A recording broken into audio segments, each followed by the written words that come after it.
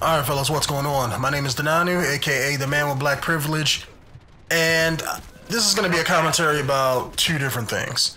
A few things happened earlier this week, and I just want to give my thoughts on both of them. Nothing really serious, you know, just a couple surprising things that I just didn't think were going to happen. That's ridiculous. Like, I wish you could lay I was planning to grab Batman Arkham Knight for the PC and record it for a Let's Play, and I don't have the money right away to get it, to be honest. And since it dropped on Tuesday, I've been hearing tons of bad press about the game, so that kind of sort of surprised me. I'm like, hold on, it's Batman. Normally, you know, Rocksteady does their damn thing and makes the game actually pretty decent. But I'm hearing all this bad press about the game, and it's pretty much all coming from for lack of a better option, it's a shitty PC port of the game. And what gun are you using? It really did surprise me because I was not expecting, you know, the game to be that shitty, but apparently the game runs like complete ass on PC. And you know, this is nothing new to PC games. I know it always bugs me why developers even bother to put out a game for PC if they're not going to treat it with the respect it deserves, or at least at the same quality that they treat, you know, the console games. I mean, it should be at least perform just as good. I mean, you know, but apparently some other company did the PC port of the game. Rocksteady didn't have their hand on it, from what I understand. I could be wrong, but apparently they did a piss poor job, and this is probably because they had to rush to get the game out during release, and you know, in order to make that deadline, they had to probably, you know, hand it off to them, and it definitely shows for it. It reminds me of well, not reminds me of it seems to me that it's just a shitty situation. I'm the firm believer of I mean, my dad always taught me coming up as I was younger, if you're gonna do it right.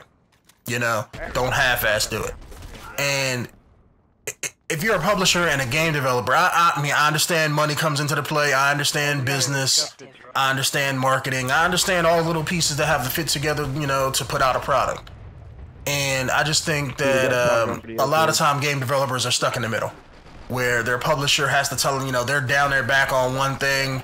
They have to put in microtransactions or another to placate contracts and in order to get side money to do what they want. But it just makes you look bad at the end of the day when you agree to that kind of sort of stuff.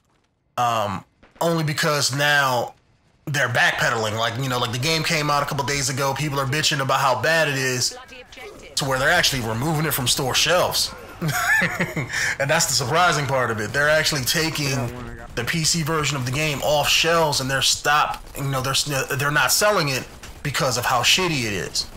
And from what I understand, it's like bad frame rates, you know, where the game struggles to even get 30 frames per second, and it's also locked at 30 frames on PC.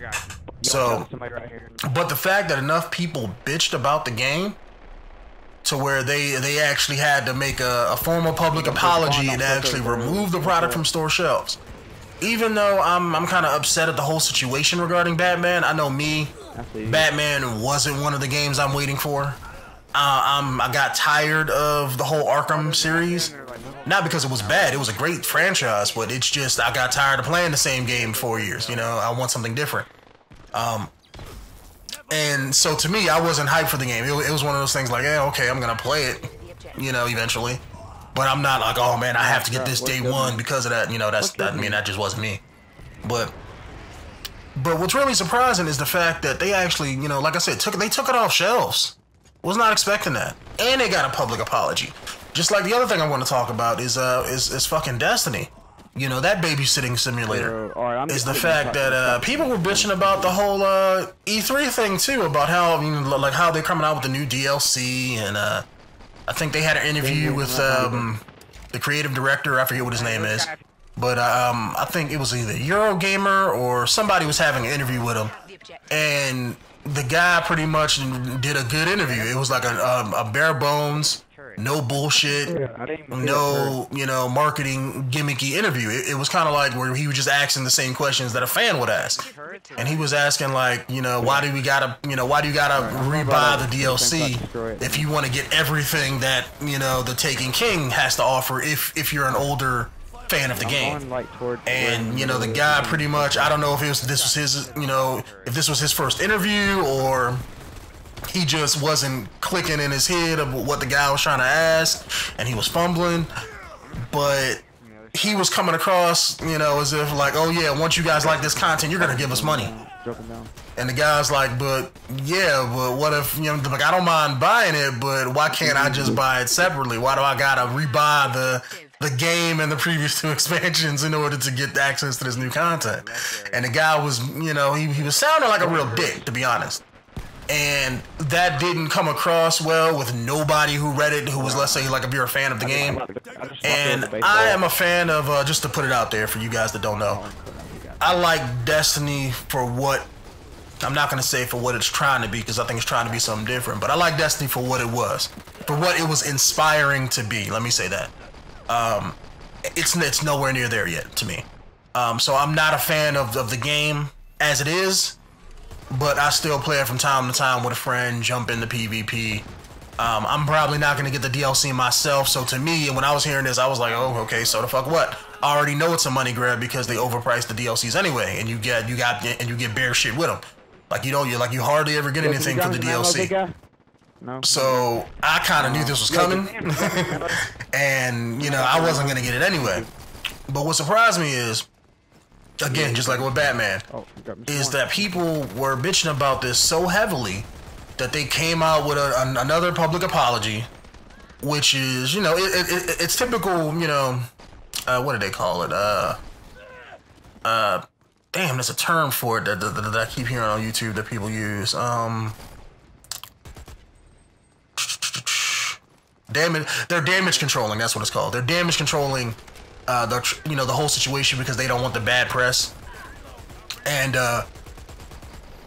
they actually came out, they apologized, and you know, they said that they're gonna have the extra content as a kind of sort of standalone, you know, like if you already have it, you know, have all the DLC and you already have all the content.